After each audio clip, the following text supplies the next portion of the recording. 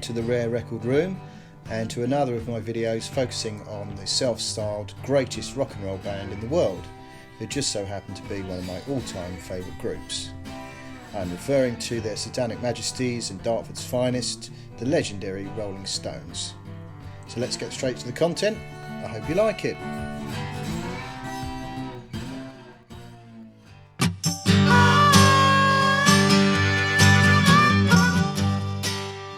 In this episode I shall take you through the second long player by the Stones, simply titled Rolling Stones No.2. This was recorded in the latter half of 1964 at the legendary Chess Studios in Chicago and at RCA Studios in Hollywood, and also at Regent Sound Studios in London. It was released in the UK in January 1965. The LP features 12 tracks, being a blend of pure blues, rhythm and blues and rock and roll, covering songs by the likes of Solomon Burke, Chuck Berry, Muddy Waters and Dale Hawkins. The inclusion of Alan Toussaint's Pain in My Heart, which had been recorded a year earlier by Otis Redding, demonstrated the Stones' great affection for soul music, a direction they would pursue further on their follow-up LP Out of Our Heads later in 1965. Three of the songs on the No.2 LP were originals credited to Jagger and Richards, these being What a Shame, Grown Up Wrong and Off the Hook. The regular 1960s group lineup appeared on this album, being Mick Jagger on lead vocals, harmonica and tambourine, Keith Richards on guitars and vocals, Brian Jones on guitars, slide guitar, vocals and percussion, Bill Wyman on bass guitar and vocals, and Charlie Watts on drums and percussion. The silent sixth Rolling Stone, Ian Stewart, plays piano or organ on 4 tracks, and the producer Jack Nitzsche guested piano on 2 tracks. The highlights of this LP for me are Brian Jones' stinging slide guitar work on Muddy Waters' I Can't Be Satisfied, and Keith Richards' spiky Chuck Berry influenced guitar licks on the high tempo boogie woogie classic Down the Road a Piece.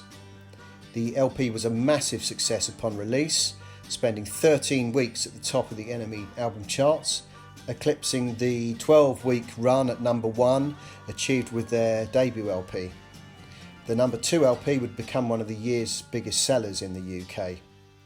The record was pressed in mono only on Decca's red label with a large company logo printed in silver.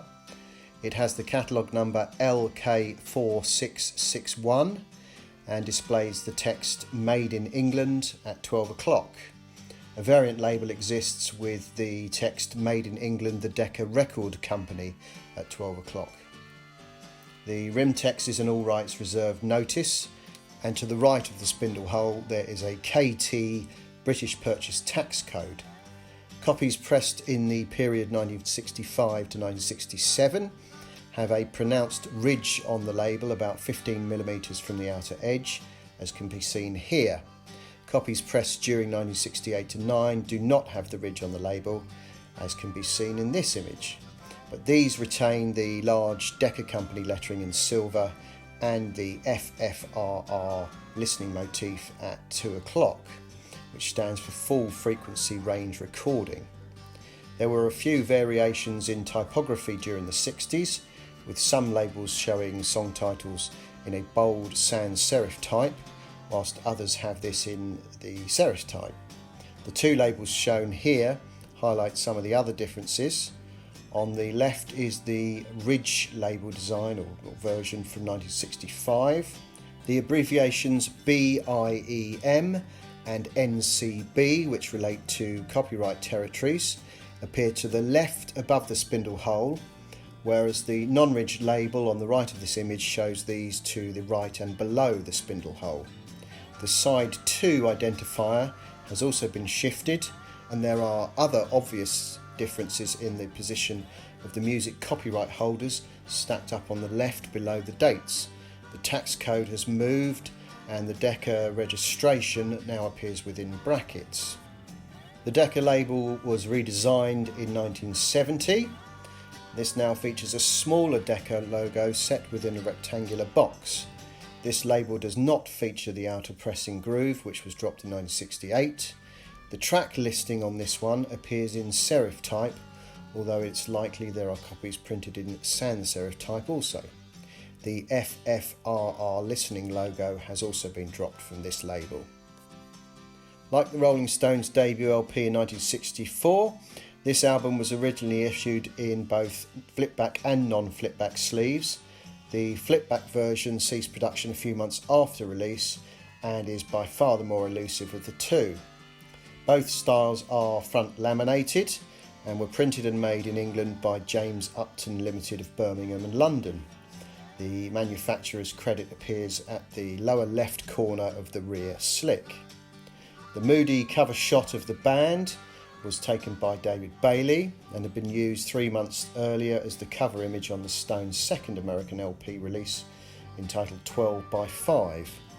Like their first LP sleeve, the front cover bears no title or identifying information other than the photograph of the band and the small Decca logo, an unheard of concept design which was conceived by the Rolling Stones manager Andrew Oldham.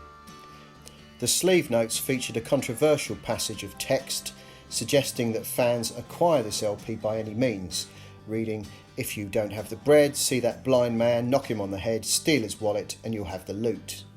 Unsurprisingly, this offending text was censored, initially by pasting over a revised passage on an existing sleeve, and then by 1970 this was entirely reprinted with a more acceptable message. Even though the blind man text was tidied up, the proofreader failed to notice the misspelling of the word analyst, which can be seen on the last complete line in this image. 1960s sleeves with the original wording are valued at £200 and at £250 for the more elusive paste-over edition. Sleeves from around 1970 have the boxed Decca logo on the lower right-hand side of the cover photograph, printed in a reduced size as shown here. The rear cover of sleeves from 1970 onwards omits the printed credit for the sleeve maker. Later 1970s and 1980s sleeves are no longer front laminated. Original inner bags are a die-cut paper style with handling and playing instructions printed in purple text. These come with a polythene liner. 1970s copies of the LP have die-cut paper inner bags, block printed in blue or in pink with a polythene liner.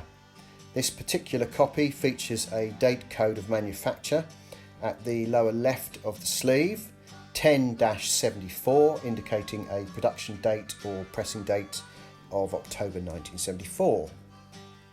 The listed value of the 1970s boxed logo copies is around 2/3 the price of original pressings from the 60s, so around £135 for a mint copy.